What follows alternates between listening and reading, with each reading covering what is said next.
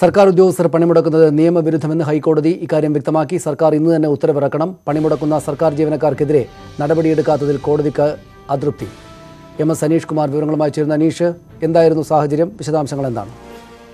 സനീഷ്, ദേശീയ തലത്തിൽ പ്രഖ്യാപിച്ചിരിക്കുന്ന 48 മണിക്കൂർ പണിമുടക്ക് കേരളത്തിൽ അക്ഷരാർത്ഥത്തിൽ ഹർത്താലായി മാറിയിരിക്കുന്ന സാഹചര്യത്തിൽ സർക്കാർ ഉദ്യോഗസ്ഥരടക്കം സമരത്തിൽ പങ്കെടുക്കുന്ന സാഹചര്യത്തിലാണ് കോടതിയുടെ ഭാഗത്തുനിന്നും ഈ പരാമർശം അല്ലെങ്കിൽ ഈ ഉത്തരവുണ്ടായിരിക്കുന്നത്.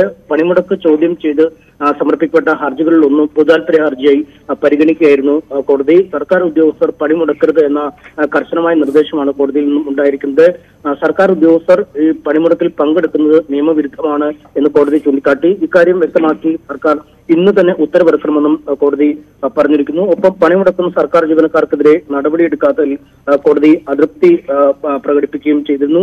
ചീഫ് ജസ്റ്റിസ് അധ്യക്ഷനായ ബെഞ്ചാണ് ഇത്തരത്തിൽ പണിമുടക്ക് ചോദ്യം ചെയ്തുള്ള ഹർജി പരിഗണിച്ചത്. നേരത്തെ ഹർത്താലിന് ഈ പണിമുടക്കിന് മുമ്പ് തന്നെ BPSL അടക്കമുള്ള എണ്ണ കമ്പനികളിൽ ജോലി ചെയ്യുന്ന അത്തരം കമ്പനികളിൽ ജോലി ചെയ്യുന്ന തൊഴിലാളികൾ പണിമുടക്കുന്നതിനുള്ള അനുമതി കോടതി റദ്ദാക്കിയിരുന്നു. അവശ്യ സാധന നിയമമാണ്.